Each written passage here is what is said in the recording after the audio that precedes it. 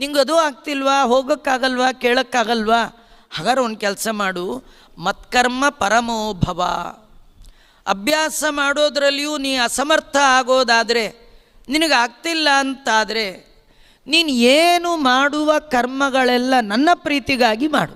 ಕರ್ಮಗಳನ್ನು ನನ್ನ ಪ್ರೀತಿಗಾಗಿ ಮಾಡು. ಯಾವುದೇ ಇರಲಿ ಕರ್ಮ, ನೀನು ನನ್ನ ಪ್ರೀತಿಗಾಗಿ ಕರ್ಮ ಮಾಡ್ತಾ ಇದ್ದರೆ ಆ ಕರ್ಮಕ್ಕೆ ಫಲರೂಪವಾಗಿ ನಂದು ಜ್ಞಾನ ನಿಂಗೆ ಕೊಡಿಸ್ತೀನಿ ನಾನು. ನನ್ನ ಜ್ಞಾನ ನಿನಗೆ ಪಕ್ವ ಆದರೆ, ಏನು ಜ್ಞಾನ?